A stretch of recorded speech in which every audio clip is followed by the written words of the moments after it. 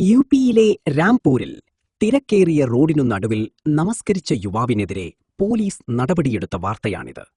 ഇതിന്റെ വിശദാംശങ്ങൾ താഴെ നൽകുന്നു.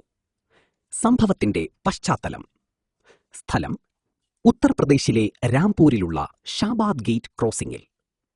സംഭവം കഴിഞ്ഞ ശനിയാഴ്ച ഏപ്രിൽ 18 വൈകുന്നേരം തിരക്കേറിയ റോഡിനു നടുവിൽ ഒരാൾ നമസ്കരിക്കാൻ തുടങ്ങുകയും ഇത് വലിയ ഗതാഗതക്കുരുക്കിന് കാരണമാവുകയും ചെയ്തു.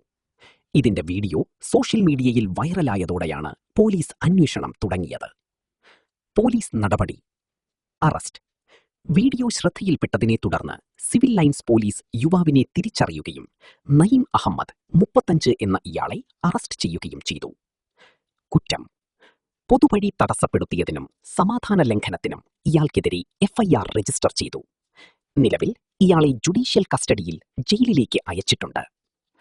കുടുംബത്തിന്റെ വാദം: യുവാവിന് മാനസിക അസ്വാസ്ഥ്യമുണ്ടെന്നാണ് കുടുംബാംഗങ്ങൾ പറയുന്നത്. ബോധപൂർവം ചെയ്തതല്ലെന്നും ഇയാളുടെ മാനസിക നില ശരിയല്ലെന്നും അവർ പോലീസിനെ അറിയിച്ചു. എന്നാൽ പോലീസ് ഈ വാദം പരിശോധിച്ചു വരികയാണ്.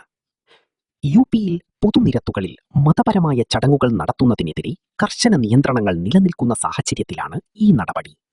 പൊതുസ്ഥലങ്ങൾ ഗതാഗതത്തിനും മറ്റുമായി മാറ്റിവെച്ചിട്ടുള്ളതാണെന്നും അവ പ്രാർത്ഥനയ്ക്കായി ഉപയോഗിക്കരുതെന്നുമാണ് പോലീസ് നൽകുന്ന നിർദ്ദേശം.